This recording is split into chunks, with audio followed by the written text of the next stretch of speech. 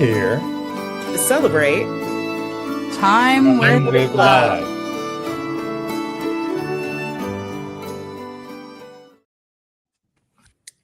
Well, hello, everyone. Hi, Welcome back, everybody. beautiful people. Welcome to A Time with Love. If you're joining us for the first time, or if you're a longtime listener, we're so happy that you're here with us. So we're going to dive into some love, legacy, and drama as we do every month. So happy to see all of you. We've got a little reverb going on. Oh, At least I I don't can have hear it. the reverb. It's I'm good okay on my my end. side.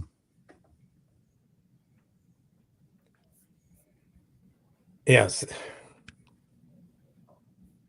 Rick, if you are listening in the live chat, you might need to mute that. That might be what you're hearing echo on. Okay. So, Rick, do you want to welcome our guest? I will, but I'm hearing like a repeat on everything that is said. But I will go ahead and do that. Our guest author is Dominic Lim. Dominic is the author of All the Right Notes and Karaoke Queen. He's also a professional musician and proud Actors Equity member. He lives in Oakland, and you can find him at on Instagram and Facebook at Dominic Lim altogether, and his website is dominiclim.com. Welcome, Dominic. Thank you for having me. Yeah, we are really enjoying that cover, so we can't wait to hear. Yes. Read a little bit of that.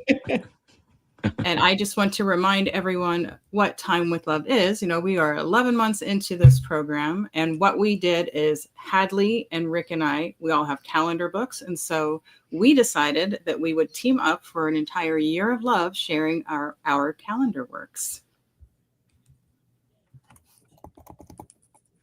I'm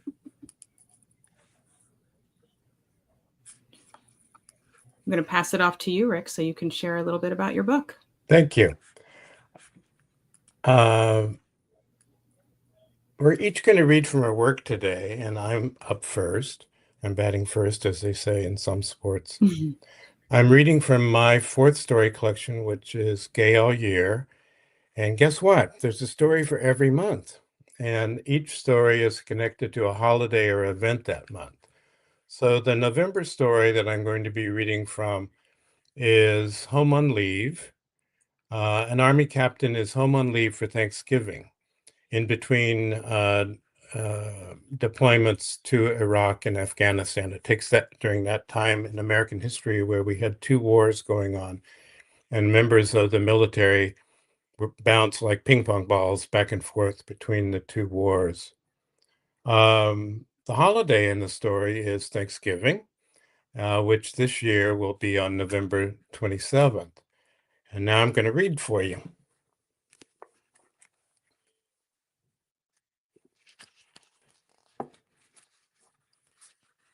After a few moments, I heard the front door open and three loud male voices coming our way.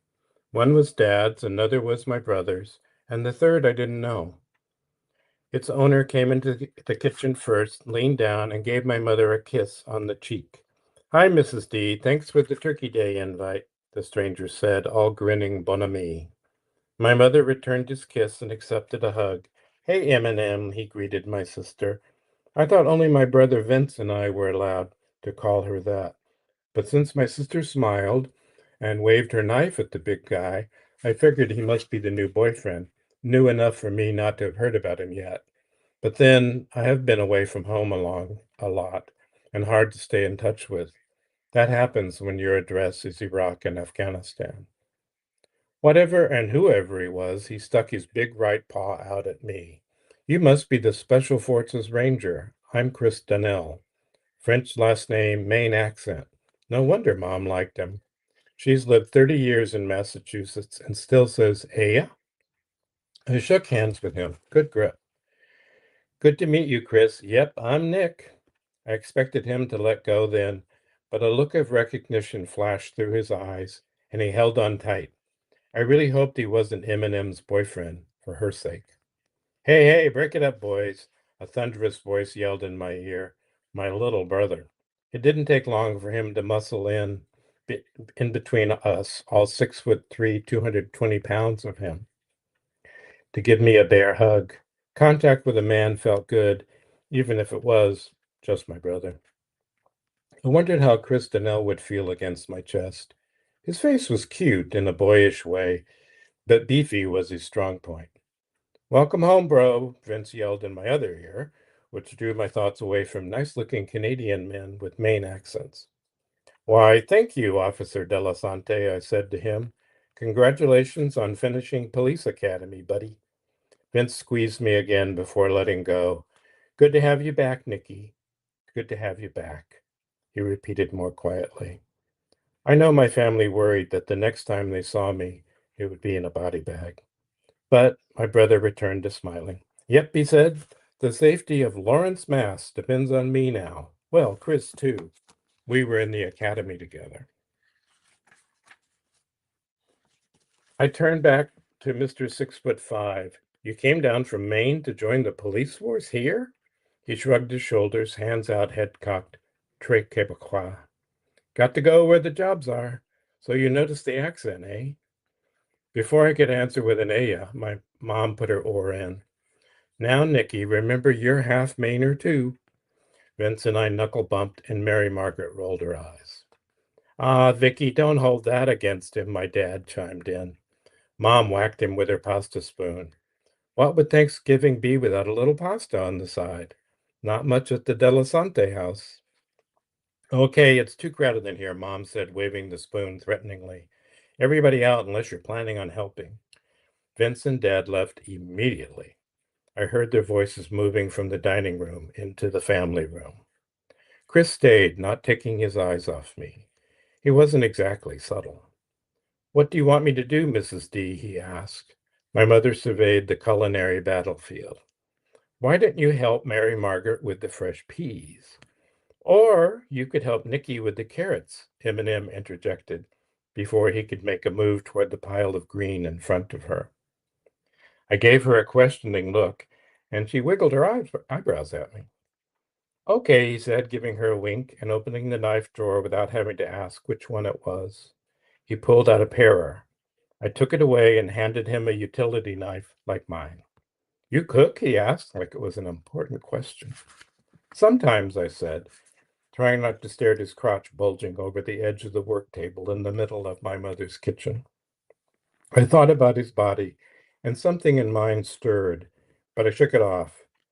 I was only home on leave, and just for the long weekend. Thank you. So we also talk about holidays each month. And this month, I'm bringing Thanksgiving around the world. I mean, Thanksgiving is celebrated around the world.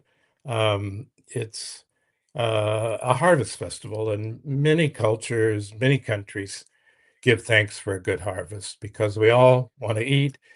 And in times when the harvest festival started, eating wasn't a certainty in life. So, as for instance, the US origin, we're all told in school, or we used to be, after a starving winter, the pilgrims gave thanks for a good harvest.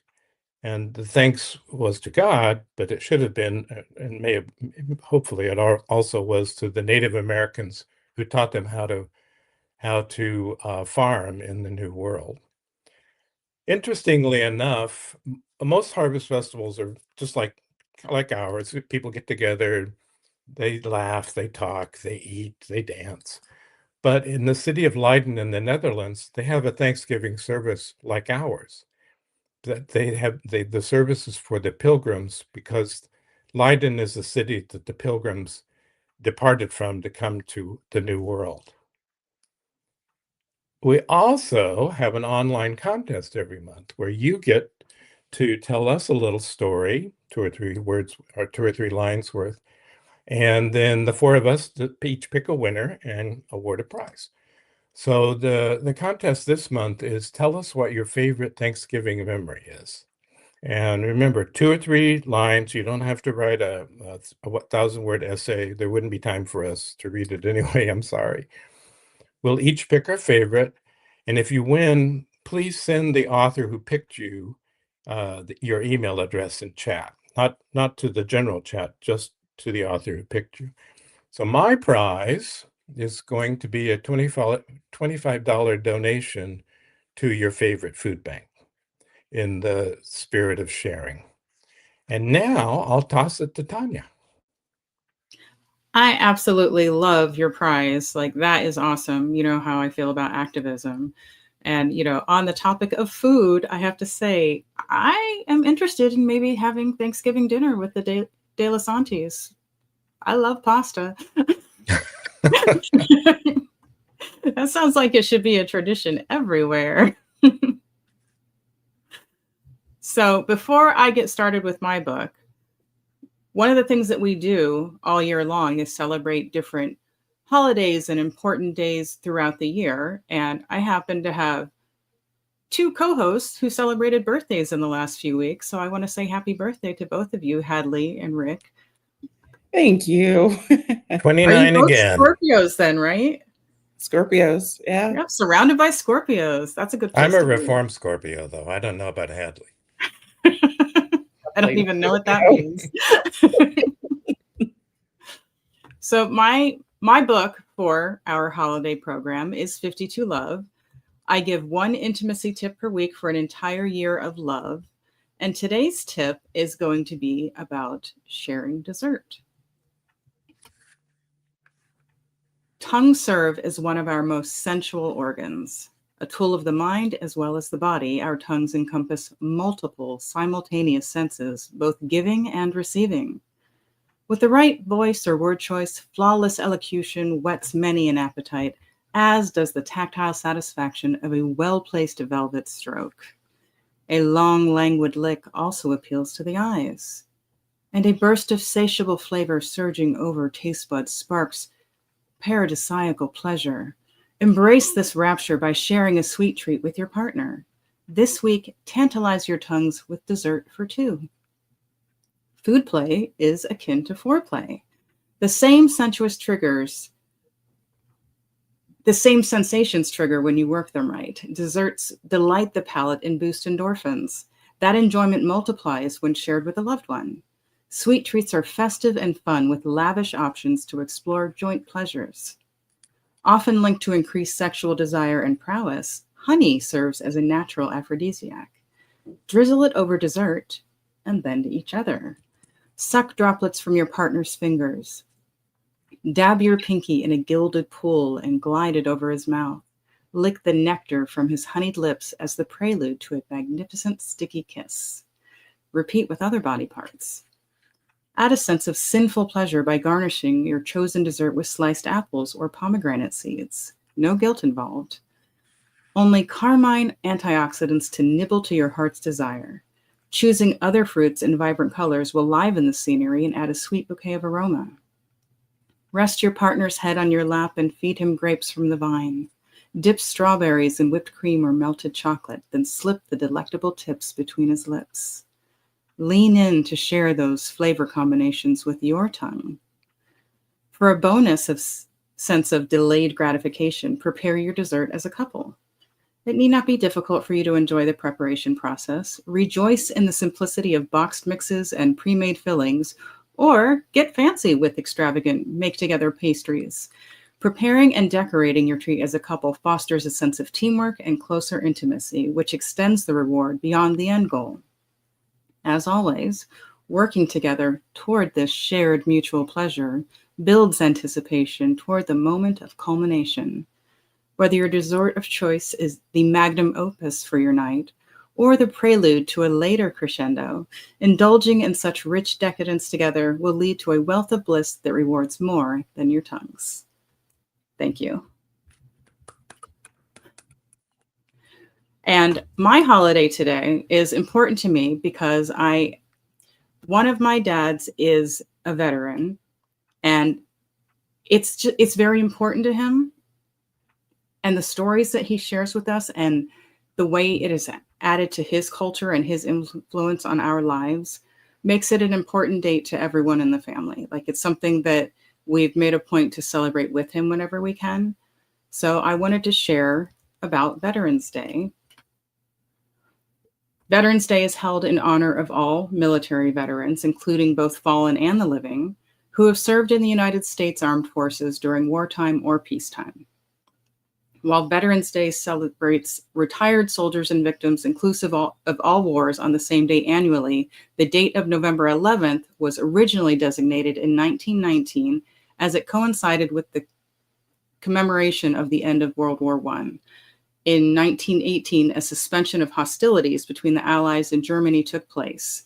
The 11th hour of the 11th day of the 11th month of 1918 was seen as many as the end of the Great War. The Treaty of Versailles was signed in 1919, and in the same year, President Woodrow Wilson honored the end of World War I by proclaiming it Armistice Day. And in 1954, it became what we know as Veterans Day. Veterans Day is known as Remembrance Day or Armistice Day in the UK and Commonwealth nations. And in the UK, poppy wreaths are laid to commemorate sites in remembrance, and people often choose to wear poppy pinned to their clothes. This is also kind of cool because in our family, the veteran I was referring to, we call him Poppy, and it's just a coincidence, but it makes it extra special. In many countries, there's a moment of silence at 11 a.m. as a mark of respect, and while commemorations and ceremonies vary, the significance of the date remains the same. So I would like to take a moment to thank our veterans for their service, including Master Sergeant Gerald D. Paul, Joe Compton, and Richard May.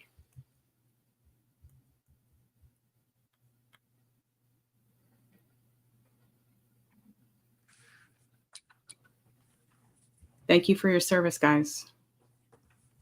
Thank you.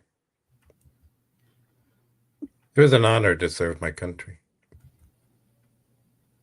Very nice. Yeah. And Tonya, thank you for that reading. I was fanning myself there before when you were talking about the sensualness of it all. And I'm drinking tea right now and I have honey in there and I'm just like, oh. So, your tongue is, you're titillating your own tongue. Exactly. Oh. I love it. Oh, look at that. Clever there. Those pictures of my honey. Aww. So on that note, my prize for today's contest is pumpkin cake with a honey drizzle so that you can share dessert together. Yum, yum. Delicious. Ooh. Speaking of sexy reads, I'm going to pass it on to Hadley. Sexy reads. Okay, well, we have that in abundance over here. Hello, everybody again. Hadley Raydeen here. It is a privilege again to share my Bachelor of the Month series with you today. If you've been with us all year, you know the drama has been real. We've been following my journalist, Genesis Jones, who has been stopping in and asking some good questions of our guests in the Bachelor of the Month series. But this month, the tables have turned on her. And the story of Mr. November is where Genesis unexpectedly finds her love with the man who's about to become the CEO of Forrester Empire. And it happens to be her boss's boss, Reese Forrester. Now, this is completely scandalous because Reese's mother's Rachel has fought against her son finding love all year because Mr. November is all about secrets, power, and forbidden love. This scene is the ultimate opportunity for Reese to finally stand up to his mother and redefine the Forrester legacy. So, with that being said, here's where the tension begins. The boardroom feels suffocating, the tension thick enough to choke on. My mother sits at the head of the table. Her expression is a mixture of icy authority and thinly veiled frustration. My father, Jaron, who has now joined the family fun, leans back in his chair, his steely gaze sharp yet unreadable. Knox, ever the calm one, leans forward, his expression neutral but alert. Talon, on the other hand, looks like he's just waiting for the perfect moment to throw out a sarcastic comment. It's a Forrester family standoff at its finest. I'm sitting at the opposite end of the table, my hands gripping the edge. My suit feels more like a cage.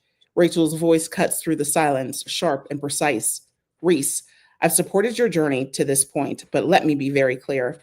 Taking over Forrester International requires focus, discipline, and sacrifice, and that includes with Genesis. My jaw tightens. Distractions, I repeat, my voice low and edged. Is that what you think this is? Don't twist my words, she snaps, her eyes narrowing. Genesis is a lovely girl, your brother's closest friend. This isn't about her. You have responsibilities, Reese. This family, this company, it's about legacy. I pushed off from the table, standing tall. I know all about legacy, mother, but if you think I can't lead this company while being in love with Genesis, then you don't know me at all. There's a sharp intake of breath around the room. Knox leans back, looking vaguely impressed. Oh, I saw this one coming, Talon says with a grin. Ever since that time in the pool house, man, I knew you two were digging each other. It was so obvious. Talon, shut up, I snap, glaring at him. You're not helping, Knox mutters, elbowing him. Rachel's lips press into a thin line. Reese, this is exactly what I'm talking about. You're letting emotions cloud your judgment. Love and business do not mix. I take a step forward, my hands clenching at my sides. No, what I know is that for years I've followed every rule you set. I'm more than capable of running this company and being with somebody who makes me better. Genesis isn't a distraction. She's the reason I can face all this without losing my mind. Enough, Jaron says, his deep voice cutting through the room like a blade. He leans forward, fixing Rachel with a calm but firm look. Dear, what exactly is your issue with Genesis? Before Rachel can respond, the boardroom door creaks open. Kylie, my executive assistant, peeks her head inside. Excuse me, Mr. Forrester. Robin and Genesis just returned from the coffee break, and they're accompanied by Elizabeth Landry and Mia Sullivan. Would you like me to send them in? Before either of my parents can utter a word, I straighten, projecting the authority I need to command this company. Yes, Kylie, send them in. She needs to hear what I have to say. This is about her, after all. Rachel lets out an exasperated scoff. Oh, God, here we go, she mutters under her breath. The door opens fully, and Genesis steps in, first flanked by Robin and Elizabeth. Her eyes widen as she takes in the room, her gaze locking onto mine. She looks stunned, even in her simple outfit. Her presence cuts through the tension, though I can see her hesitation. I can see hesitation flicker in her face. Thank you for coming in, ladies. Please have a seat, I say, my voice steady and deliberate as I step toward the table toward Genesis. I pull out the chair to the right of mine as she's at the head of the table. Her brow furrows slightly, but she doesn't argue, taking the seat hesitantly yet gracefully. I push the chair to her before returning to my place.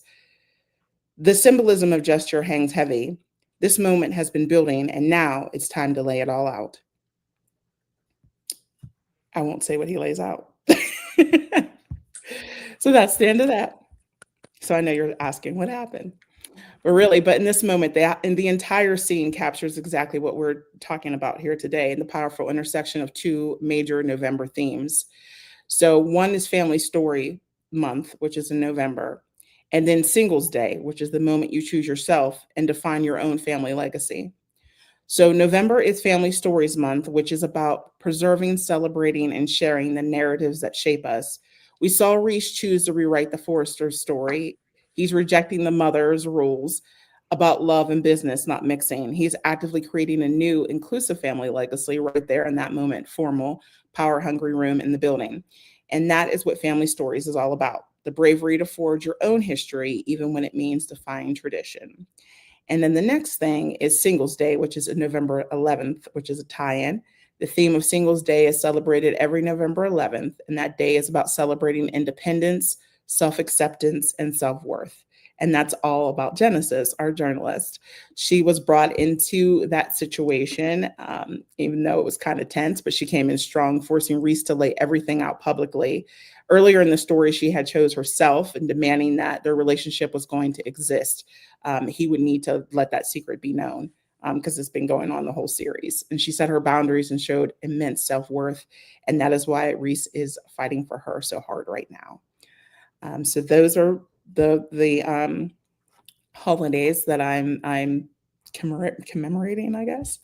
But another thing that I wanted to call to point right now is about taking control of your own story. So that also is being celebrated in November, which is called Novel November. It used to be known as NaNoWriMo, but now it's just it is Novel November. And this is for any new authors, aspiring authors, or authors looking to come back and find their voice again. If you are joining in on this global challenge, it is the focus solely on cranking out a novel by the end of the month. And my business, which is a Phoenix Pen Creative, is offering editing services to any author who is looking to go about that journey in November. If you are looking for an editor to help you find your voice, I've been doing this for some odd years. So you could always message me and I would be happy to walk you through, what I'm offering for this month for Novel November. And that's all I have for you. All right. Now, with that being said, I am turning it over to our guest, Dominic. Thank you for joining us. Would you please introduce yourself to us? Hi, thank you all so much for having me on your show. I am the author of Karaoke Queen and the novel that precedes it, which is All the Right Notes. And they are both, I would call them Asian American romantic comedies. And Karaoke Queen in particular is definitely a flat out rom-com. It's about a drag queen who no longer gets into drag, but decides to get back into drag when he runs into an ex-boyfriend of his who is now running a bar that is not doing so well. So he decides to help drum up business for him by getting back into drag and hosting a karaoke night. The only problem is that he finds out pretty quickly that his ex-boyfriend is not into drag queens. And so it's a comedy of errors. Basically, it's kind of like Tootsie or Bosom Buddies, where he has to basically hide his identity from his ex-boyfriend. A lot of shenanigans happen. And I will read, I think Tonya may have heard this section before, but I'm going to read a section from my book where one of his harebrained schemes is to his name is Rex, is to try to teach the karaoke DJ, who is also Filipino and around the same height and build, to be his doppelganger so they can both be in the same place at the same time. So this is where Rex teaches Paolo, the karaoke jockey, how to get into drag for the first time.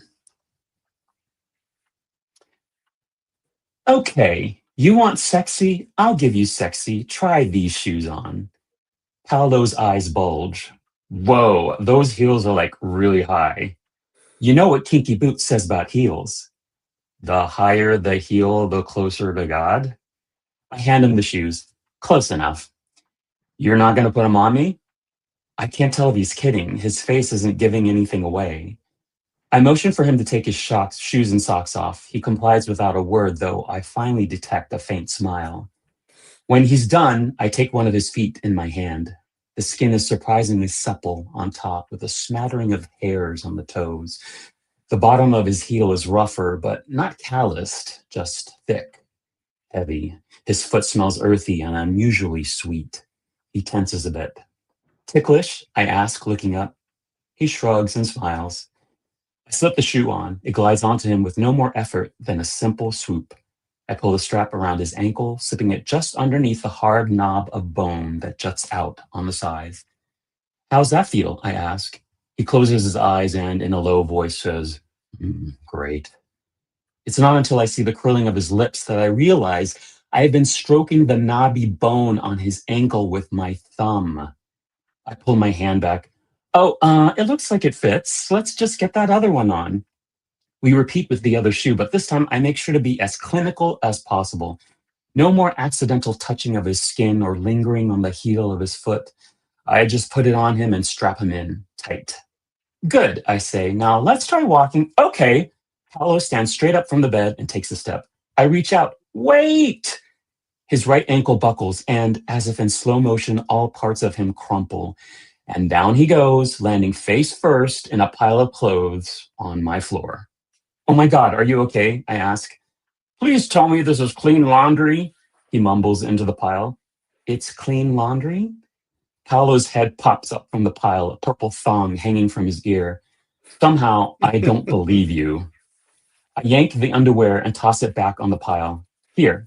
I reach underneath his arms to help him stand back up. Let's try it again, but more slowly this time. His ankles wobble again, but this time I'm prepared and grab his hand, propping him up until he can find his balance. He looks at the ground as if it will disintegrate beneath him. His legs tremble. I keep holding on to him.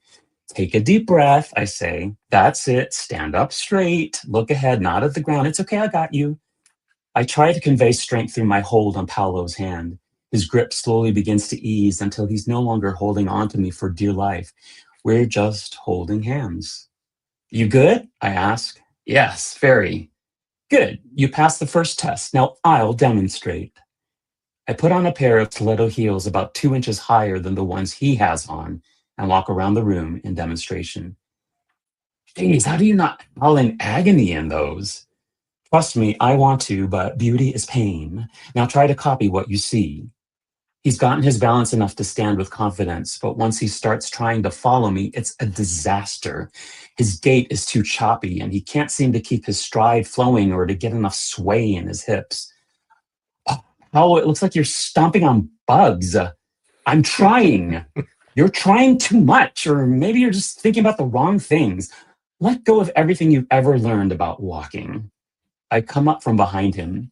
Picture every supermodel you've ever seen on the catwalk, how fierce they are, and channel all that into here. I place my hands on his hips gently, coaxing them from side to side. The movements of his hips smooth out, becoming more seductive, feeling liquid-like and luxurious in my hands. Work! Now try moving forward again. Paolo takes a small step with more swish in the hips, and then another. The more steps he takes, the more confident they get. And sexy. I feel a rush of something, pride perhaps, but something more than that too. Holy crap, he says, stomping around my room. I think I'm actually getting it. Am I getting it? Oh yeah, you're definitely getting it. Paolo laughs. I feel freaking hot. He is. Extremely. Stop fixating on Paolo's hips, Rex. Focus, you've got a job to do. All right, I say, you can take off the shoes. We'll do this in different stages. Phase 2, time to try serving some looks. Paolo nods vigorously. Oh, okay, what do I get to try first? He sits at my desk to undo the straps of my high heels. First things first, the tuck. The what? I point toward my groin. Have you ever noticed that this area down here is smooth as a baby's butt when I'm in drag?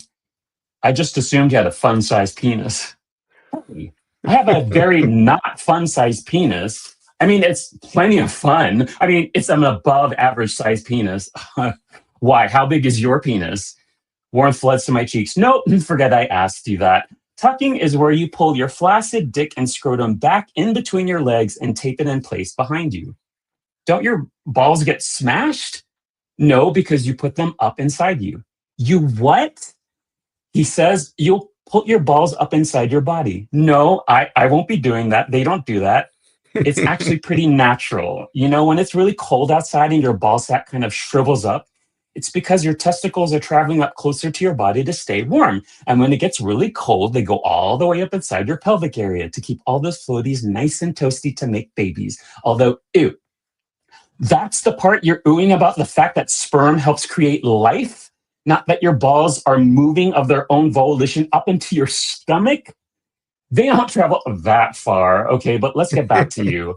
I don't know if I want to do this anymore. All right, we'll skip the tuck. I just thought if you were man enough to walk around in heels, you'd have enough balls to tuck. Although it's a bit better if you don't have big balls, so your tuck isn't as meaty. But okay, I can't believe I'm saying this, Paolo says, especially since whatever a meaty tuck is sounds hideous. But I'll try it. Only if you demonstrate for me, though, to help me make up my mind. That's it. Yes, I did hear this, and it is still just as funny. And oh my gosh, like fun-sized penis, meaty tuck. You need to like trademark these vocabulary terms. I'm afraid fun-sized penis, it probably cannot be trademarked. Yeah, that's true. Yeah. That's been out there a while, sad to say. Well, I learned something today. Thank you. Right. It's a little bit of education. Thanks. I'm glad to help provide that. So the holiday that I'll be talking about, it doesn't exactly tie in, but it is about family, and both of my books are very big on family, especially Karaoke Queens. So the holiday that I'm talking about is Dia de los Muertos. And it is a big family holiday. It is it's traditionally celebrated on November 1st and 2nd. And it involves family and friends gathering to pay their respects to those who have departed, family members and friends who have died. And I'm not Mexican, but we've kind of co-opted this holiday into our family, or at least me and my husband. And I don't know exactly when I started. I hate to say it, but it might have started after we watched Coco, the Pixar movie. But I know it's horribly co-optive. But so what he's done for the past several years is he creates an ofrenda in our house. And we have this cabinet in our house, and every year around this time, he sets it up and he makes it all pretty with pictures of all of our friends and family who have passed away, his brother and his sister, and my father, and even our furry pets that we've lost. And we put candles and all sorts of things there. So it's just a way for us to sort of remember our loved ones who are gone and who are no longer with us. And so yeah, that's what I wanted to say about that holiday. Yeah. And the prize that I will be giving is a audiobook recording of Karaoke Queen. And it's special to me because if there are any Drag Race fans out there, you'll know who I'm talking about, but we were able to get Manila Luzon to be the narrator for my audiobook. So Wow. I think she's like the most famous Filipino drag queen there is. So it was such a coup to be able to get her. And she had never done an audiobook before. So, but she really hit it out of the park. So I'm really so happy with it, and I'm very happy to give a copy of it to a lucky viewer. It's awesome. Very nice. And while you were reading, I was just thinking of that Stiletto Pumps in the Club song. Just Right. yeah, that. I saw it pop up. Someone says their ankles were just hurting reading. Or Right. So as we were talking before, I was talking about my journalist, Genesis Jones, and she always likes to hear about the stories from our guest authors, and your story is no different. So she left some questions here for you so we can know a little bit more about your story. So Rex hides behind Regina Mundi until his truest self demands to be seen. And how does his journey reflect the idea that loving yourself fully is the first step to finding true love? Yeah, that's a big theme in this book. Rex is the main character, and Regina Mundi is Rex's drag alter ego. Regina Mundi, kind of a play on Queen of the World, which is what Regina Mundi means in Latin. And it's a big that in this story he is a very confident, very young man who really believes in himself. But there is something that happens in the story later on that is sort of reflective of what was going on with drag maybe 1 or 2 years ago, and people were starting to be very anti-drag. And so, not to give away the story, but it's kind of he becomes afraid for himself, his life, his safety. So he goes back into the closet, and it is sort of a parallel kind of thing about this young drag queen who feels like he has to hide that part of himself. Parallels the journey that many of us who are queer take in our lives to hide that part. It's gotten a lot better since I was a kid, obviously, but it's still a problem that many people have to hide their identity. And I think that it is really essential for us to, get to that place, and for help other people to get to that place where they can fully embrace who they are. Because until we're, just like RuPaul says, if you can't love yourself, how in the hell are you going to be able to love anybody else, right? So you have to be able to embrace that part of yourself. And that's not just about being queer, right? I mean, this is applicable to everyone. If you can't love those parts of yourself that you feel are bad or who other people have told you are bad, and just fully embrace that. I don't think you can expect other people to embrace that part of you as well until you can. And Genesis also left a question for me on the themes of second chances and forgiveness, which are very important in my own life. Mm-hmm. Reuniting with an old love can bring both joy and old wounds. What makes Rex and Aaron's reunion different this time? And how does forgiveness help them move forward? Yeah, in my book, it's kind of complicated because initially what Rex thinks is that the second time around will go better, because when they first got together, Aaron sort of showed he wasn't fully ready to commit because he was in the closet. And so now when they've gotten together, he believes things will be better because now Aaron is out of the closet, and that means they're free and they're ready to go. But the thing is, I think what a lot of people don't realize is that coming out is a process, and it doesn't just, you don't just go from being in the closet to out of the closet. And at least for Aaron, what Rex comes to realize over the course of the book, is that Aaron is still in the process of coming out. So whereas Rex sort of steps out fully with his stiletto heels back out of the closet and he's ready to go, Aaron doesn't go that fast. And I think that's the case with a lot of people, is that you may able to say that you're gay, but it can take a while for you to fully, and this kind of goes with the previous question, it can take a while for you to be able to fully embrace that part of yourself. And Aaron doesn't quite get to that point in the book where Rex wants him to. So where he thinks it's going to be different, it isn't quite. Yeah, it's a little bit more complicated than he thinks. That's life. That's is more life. complicated. Yeah.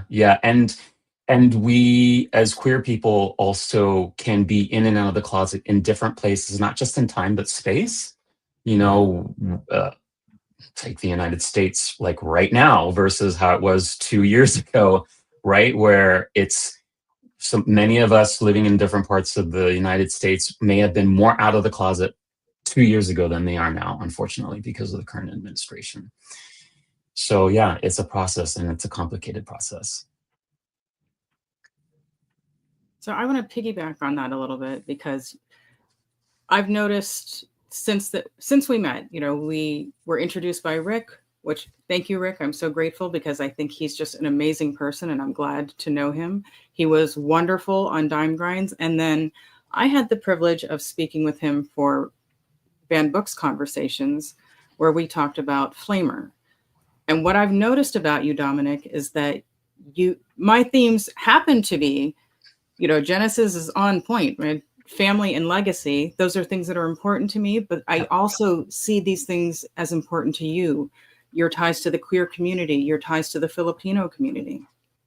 I mean, You're talking about people being in the closet, but we all know there are closets within those closets. There are things you don't let out to your community, because even within the community, there are different degrees of acceptance. Absolutely. Just like your story suggests, with, maybe not everyone is okay with drag. It's not one size fits all queerness, That's right. Because go ahead. Well, no, I want to hear what you have to say about that before I ask my question. Yeah, no, I mean, that we could talk about this for so long. But yeah, because there are intersections of communities, right? Where I'm queer, but I'm also Filipino.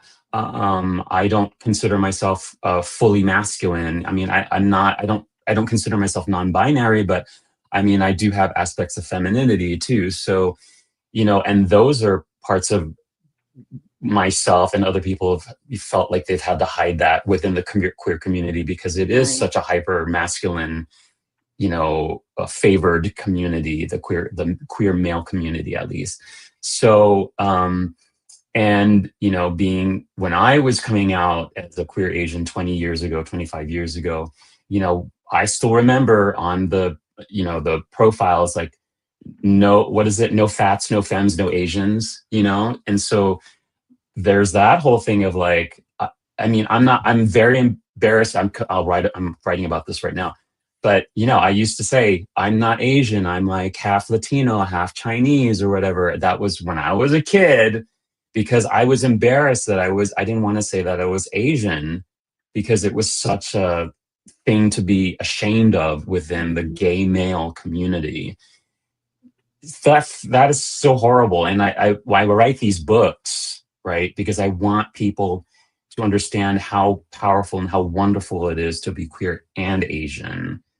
And I want people to have those kinds of stories to read and to be able to gather strength from, where people telling you that you're not worth it.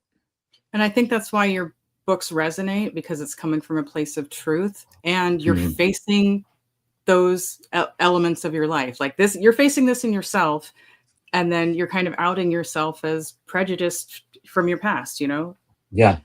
And how you've grown. So thank you for doing that. So to Genesis' question, Rex's mother and sister support his alter ego. How does their acceptance shape his courage to live openly and love without fear?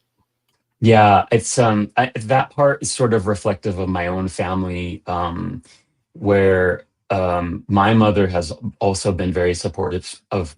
Well, there are 4 siblings in my family, the oldest. There's me, and then there's my brother Joe, my sister Teresa, and my brother Mikey, and 3 out of the 4 of us are queer. So even though my mother, who is Filipino and therefore a very Catholic, she had to sort of reconcile that very quickly, or else she was going to lose 3 out of the 4 of her children, right? So, years and years ago, she wouldn't even talk about it. And now she's openly like fighting people online, saying like, you don't know what you're talking about. You can be Christian and you can love gay people. My mind is blown that she's come to this place, but because 30 years ago, she wouldn't have even said the word gay. So it was important for me to write characters like this in Karaoke Queen, and also in my previous book, where you have these supportive family members, because so many people in real life don't have that. And I wanted to reflect my own experience, but also to give hope to other people that like this actually does exist. And that's what I love about romance too, is that, there's always a happy ever after, and the conflict doesn't necessarily come from things that we have to fight for so hard in life, but like, just, is he going to love me, or is he not going to love me? Right. And the conflicts are not as heartbreaking as the stuff that we have to deal with on a daily basis. It's the universal stuff. We all have to deal with that. Yeah. I don't know if you see that comment. I wish you could hear how loudly I'm applauding. Thank you. So I'm sorry, did I answer your question? You did. Wonderfully. Okay. All of them. Thank you so much. I think You're now welcome. we need to get to the point where we are seeing our audience submissions so that we can choose winners.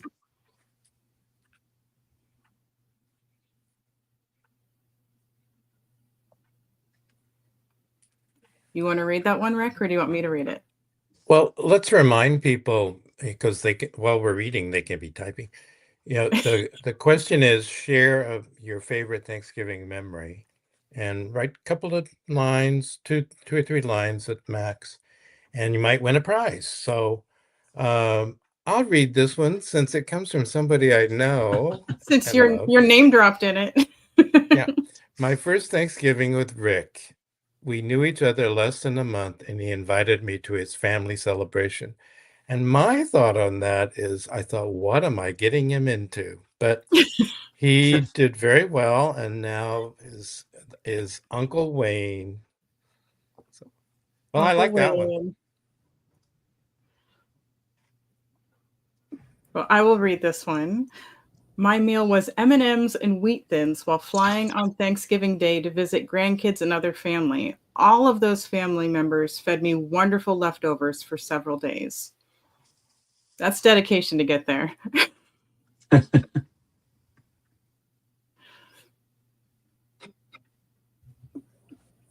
makes me want some M&Ms right now. Me too. Here's some candy. Oh, we only have 2 submissions. Only Well, 2 submissions. Are there any That means- last minute ones? Are fingers acting now? Going once, going twice. Well, it looks like each of our submissions gets 2 prizes. 2 prizes. Yeah. Yeah. Well, I'm going to choose Wayne. Aw. Which you already did, didn't you? In more ways than one. I did. I already chose Wayne. Very good, Tonya. We It's just celebrated rigged. our 12th anniversary. And the thing is, your prize is giving to someone's favorite charity, so it's not even like a That's true. direct benefit, but still, No, it's he'll only get credit. We want you to choose Wayne because he chose you, and Aw. we love hearing about your story all year. I'm going to allow Hadley and Dominic to pick first. Well, I will pick the Gail Paul, because I love that story. The M&Ms and weed. I think I'm gonna pick that one too. I like the M&Ms because after Oh, this, yeah. give me some. Right. Okay, It's spoiler fun. alert. Gail Paul is Tanya's mother. Oh, So I didn't want to be biased. I figured I would wait. got it. Got it. Sorry, you're not getting a cake, Mommy. Right. But Wayne is. So that works. That works. Yes. Okay. And Wayne's getting all kinds of goodies from me, huh?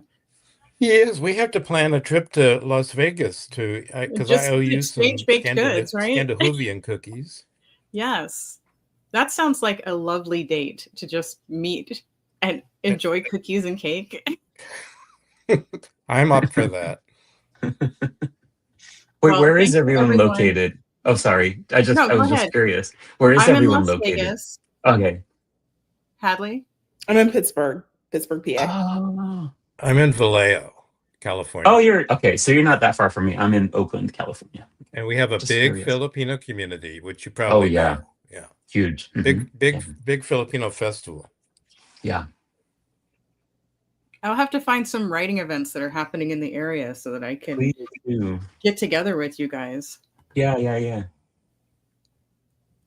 So Seems like I a good guess community. we'll move on to Reservoir. Thank you, everyone, for joining us today, for participating. And Dominic, thank you so much for reading with us and sharing and putting up with us. Dominic, can you tell us where we can follow you or your socials? I would like to add you on Insta or Facebook. Yeah, sure. It's J Dominic Lim on Instagram and Facebook. So I'm not currently posting a ton there right now because I'm sort of knee deep on my 3rd book. Just my head is in you know how it goes. Right? But We I do post. understand. Yeah. We understand. And yes, Joe, please send me the list of all of the awesome events that are there so that I can come see these people. And you.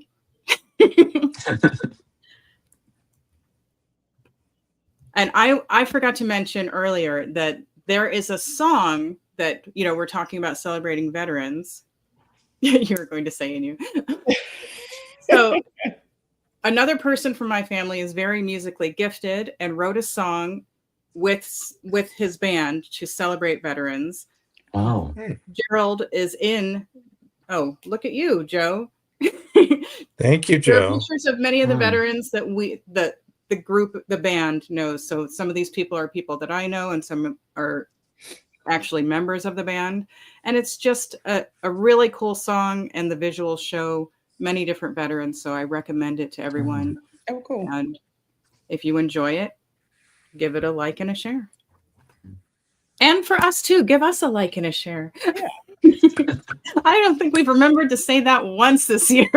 But you did before we stopped doing this, because we only Yes. have one more. We only have one more. So you want to talk about that, Me? Hadley?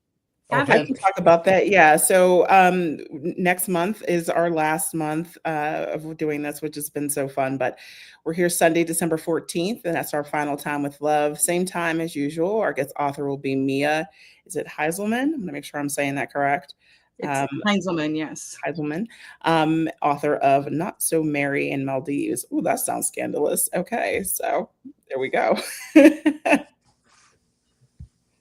Join us next month for that. Yes, and we will crown our Time with Love all year winner, who gets the library of all of the authors who have participated in Time with Love this year. I wonder who it might be. It's worth tuning in to hear, don't you think? Right. I plan to tune in. Yes. Yes, I'll be there.